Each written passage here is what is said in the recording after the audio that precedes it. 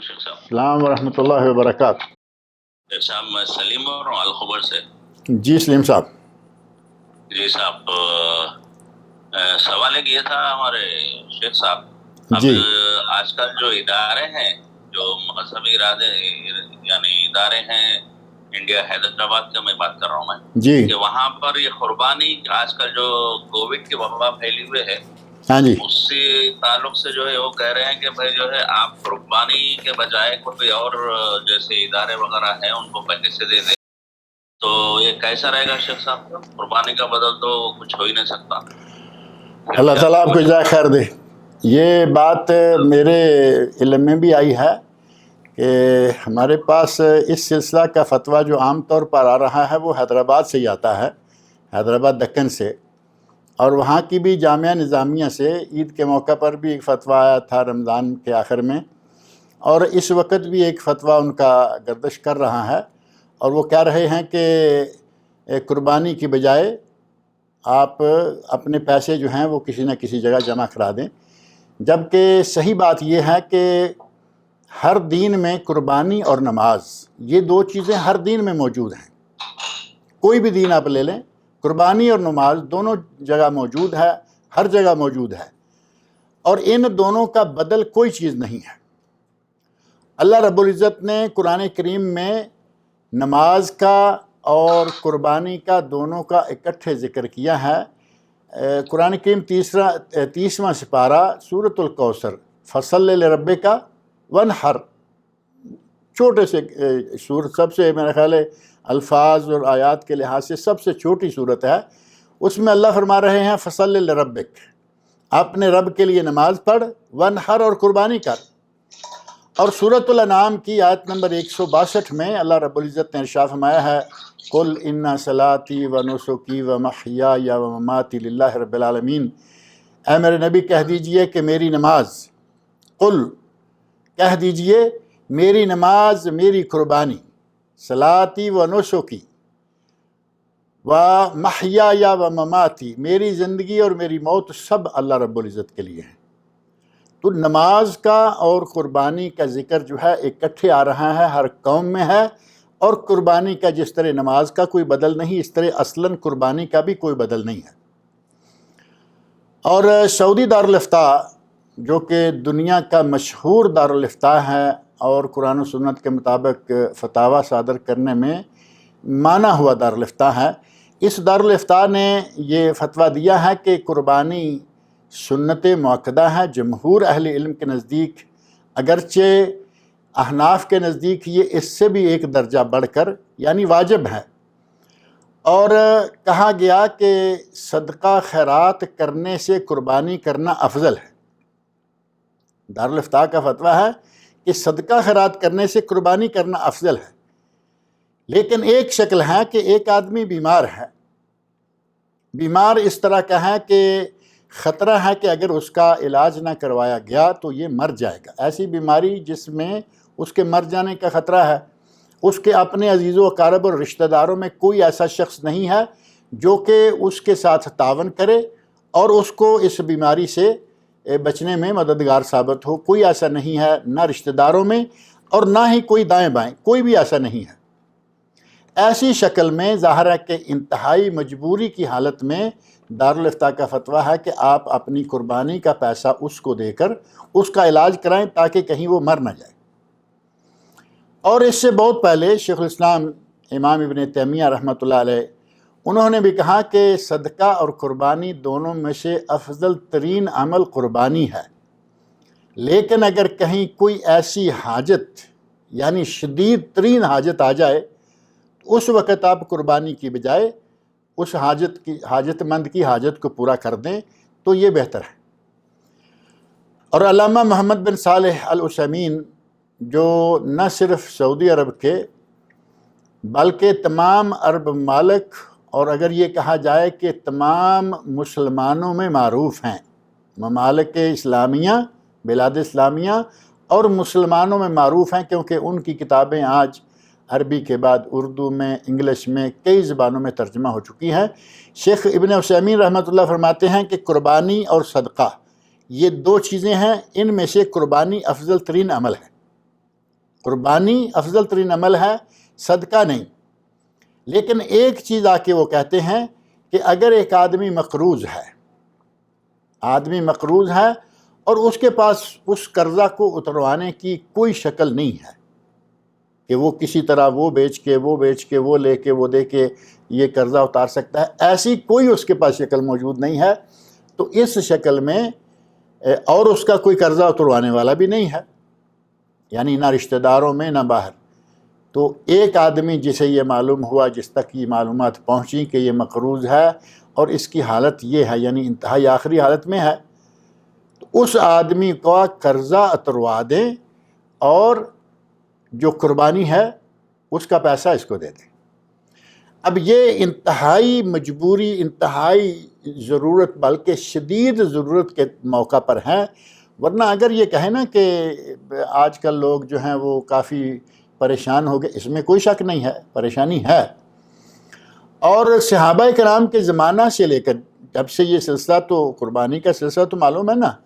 یہ سنت ابراہیمی ہے، لیکن آپ اندازہ کریں اللہ رب العزت نے ہم پر کتنا کرم فرمایا کہ ابراہیم علیہ السلام اپنے بیٹے کی قربانی کے لیے تیار ہوئے، چھری چلا دی، اللہ رب العزت نے وَفَدَيْنَاهُ بِذِبْحٍ عَظِيمٍ، ایک عظیم ذبیحہ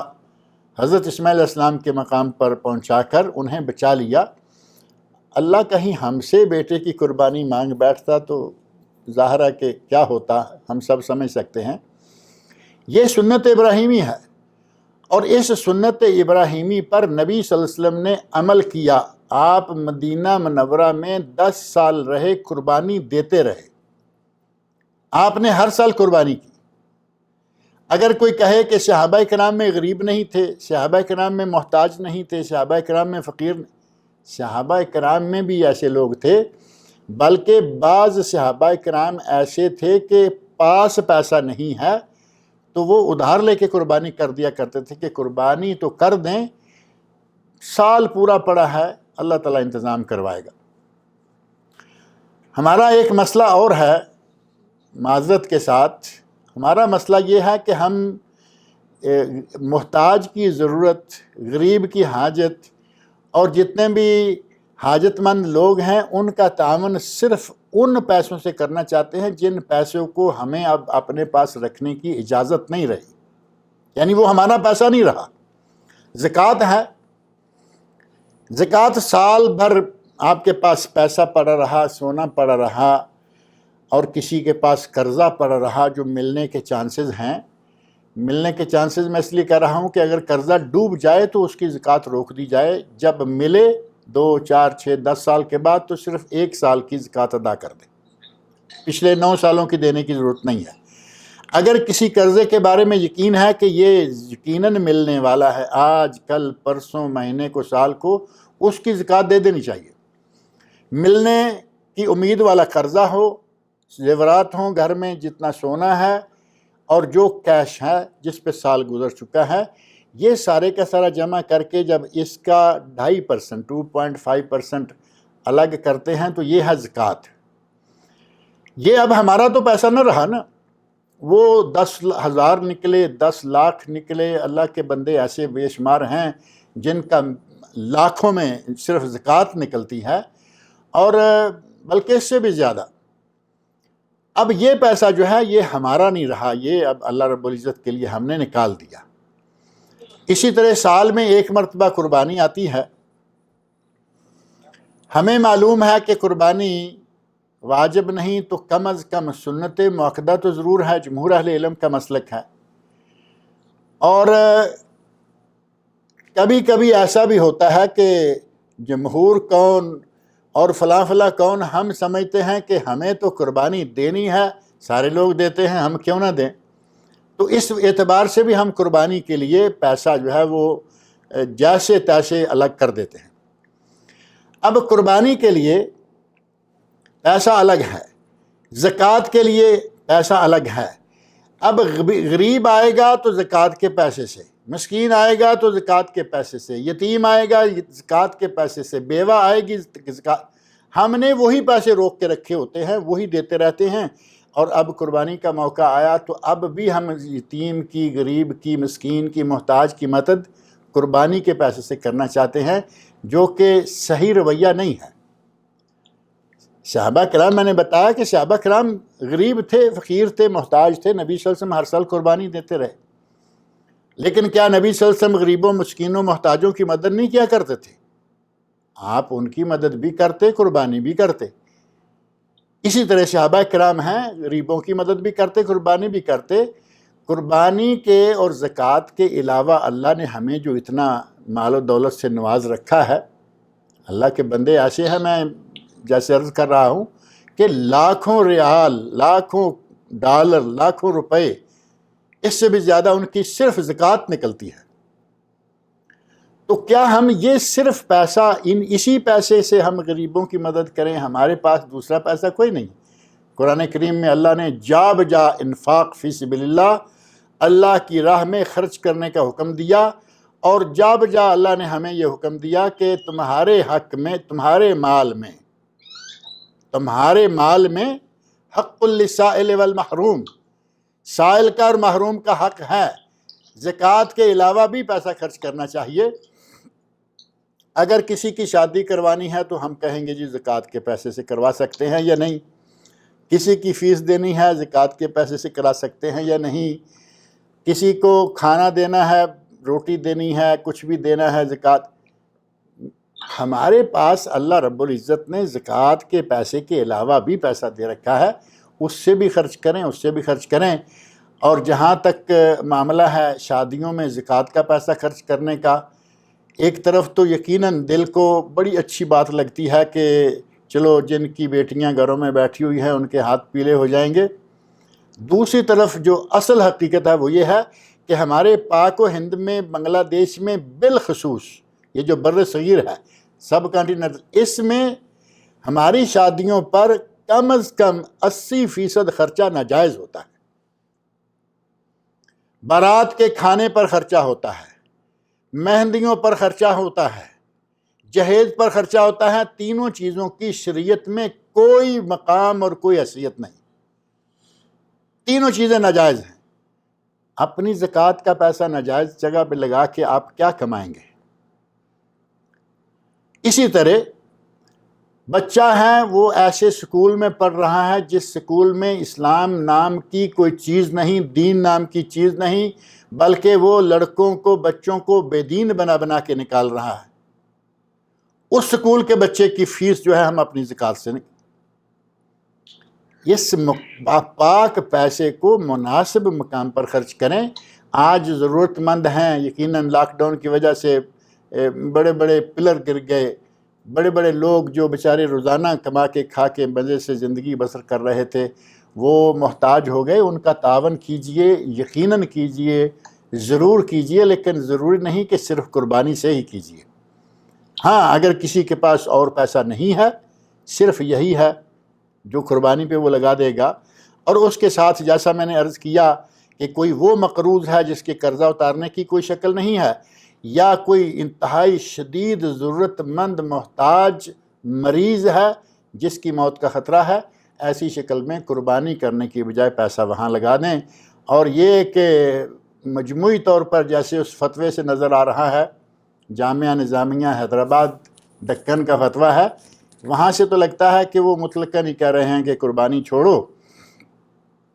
پیسے جو ہیں اس طرف لگا دو۔ یہ انداز تھوڑا پہلے ایک اور پارٹی کرتی آ رہی ہے جن کو پرویزی بھی کہا جاتا ہے، اصلاً وہ منکرین حدیث ہیں،